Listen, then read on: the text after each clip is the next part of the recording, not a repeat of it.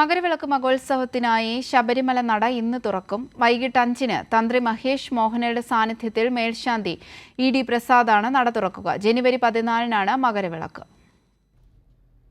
നട തുറന്നതിനു പിന്നാലെ മേൽശാന്തി സന്നിധാനത്തെ ആഴിയിൽ അഗ്നി പകരും. തുടർന്ന് തീർത്ഥാടകർക്ക് 18-ാം പടി ചവിട്ടി അയ്യപ്പ ദർശനം നടത്താം. മണ്ഡലപൂജകൾ കഴിഞ്ഞ് ഡിസംബർ 27-ന് രാത്രി 10-ന് ഹരിവരാസനം പാടി നടയടച്ചിരുന്നു. ജനുവരി 14-നാണ് ഈ വർഷത്തെ മകരവിളക്ക്. മകരവിളക്ക് മഹോത്സവത്തിനായി വിപുലമായ സംവിധാനങ്ങളാണ് ദേവസ്വം ബോർഡും സർക്കാരും തീർത്ഥാടകർക്കായി ഒരുക്കിയിരിക്കുന്നത്. കാനനപാതയിലൂടെയുള്ള അയ്യപ്പന്മാരുടെ വരവിനും ക്രമീകരണങ്ങൾ ഉറപ്പാക്കിയിട്ടുണ്ട്.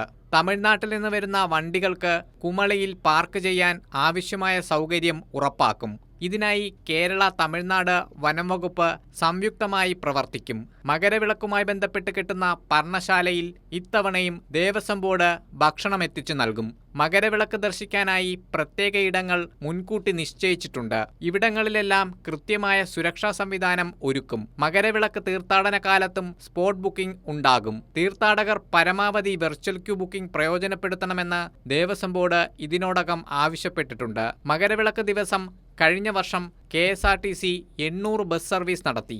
ഇത്തവണ കൂടുതൽ ബസ്സുകൾ സജ്ജമാക്കും. മണ്ഡലകാലത്ത് ശബരിമലയിൽ 36,33,191 ഭക്തരാണ് ദർശനം നടത്തിയത്. കഴിഞ്ഞ വർഷത്തെക്കാൾ 3,83,435 തീർത്ഥാടകരാണ് ഇക്കുറി ശബരിമലയിലെത്തിയത്. തീർത്ഥാടകരുടെ എണ്ണത്തിൽ വൻ വർധനവുണ്ടായപ്പോഴും മണ്ഡലകാലം പൊതുവിൽ പരാതിരഹിതമായിരുന്നു.